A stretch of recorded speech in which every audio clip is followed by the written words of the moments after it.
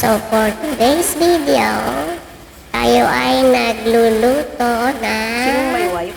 puso ng saging. Ayan. Ang tawag namin dyan ay sisig na puso ng saging. Ang ingredients niyan, sorry hindi ko agad napakita yung ingredients. Excited! Ayan. So, ang ingredients niyan ay syempre puso ng saging, yan sibuyas, bawang, yung isa atay, iyan yung puso ng saging na ginayat-gayat. Ayan, pirinito na yung giniling. Yung puso ng atay ng manok pala, naiprito na rin yun. Ayan, tomato sauce. We need also tomato sauce. Ayan na yung lahat ng ingredients. Ayan. After natin na maprito yung atay at saka yung giniling, magigisa naman tayo. Gisa natin yung bawang. Ayan. Medyo babawasan natin ng mantika dahil masyadong oily. Ayan, tapos isinunod natin yung sibuyas. Ayan. Mahirap kasing mag-video nang iisa yung kamay. Ayan, nagluluto tapos yung isa nasa camera, nasa cellphone. Ayan. Ayan. Babawasan natin yan ng mantika kasi masyado siyang oil. Ayan, hindi na pinakita yung pagbawas. Ayan, magic! Kukunti na ang mantika. Ayan.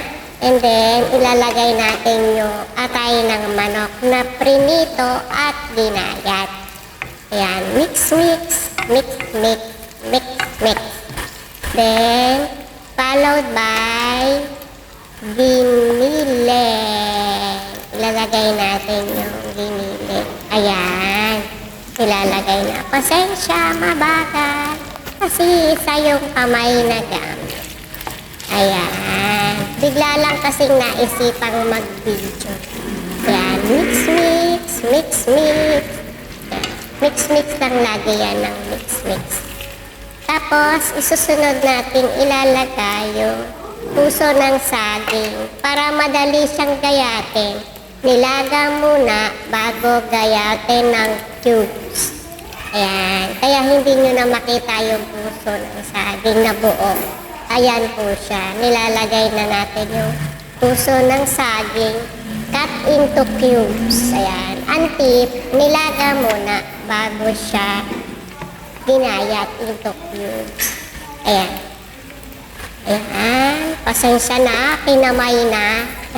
Malinis naman po yung kamay ko. Hinugasan po. Ayan. Tapos, i-mix lang natin sila. Mix uli. Mix. Magmamagic yan. Tingnan mo. Lalaki yung lagayan niya. Kasi hindi kasya yung isang puso ng saging sa lagayan kong kawali. Ayan.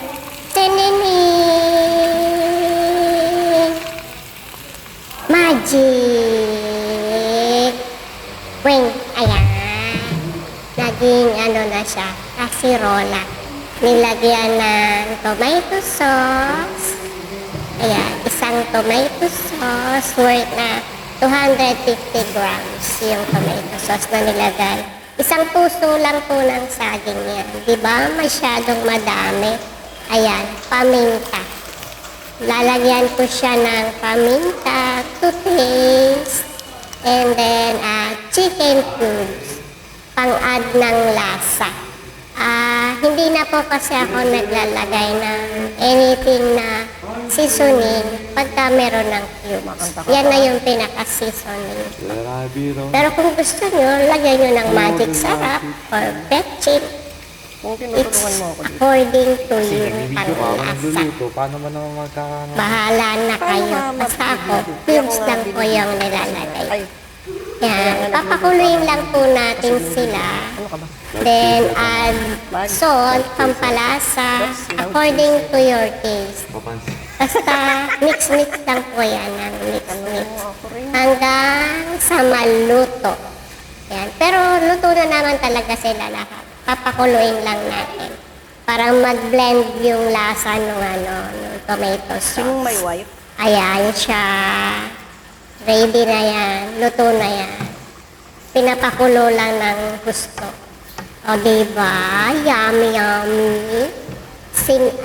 Yan. Sisig na puso ng saging. Ayan. Sarap-sarap. Try nyo. Ano po yan? Nakuha ko yan sa label ng Del Monte. Waiting. Yan. Sisig na puso ng saging.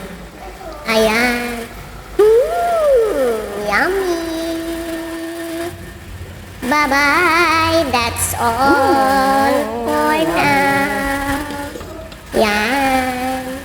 Luto na po siya. Ready to Ready eat na yan. Ayan. Thank you for watching Okay na yung anak, my be. video. Yan. Try nyo po. Masarap, healthy, and nutritious.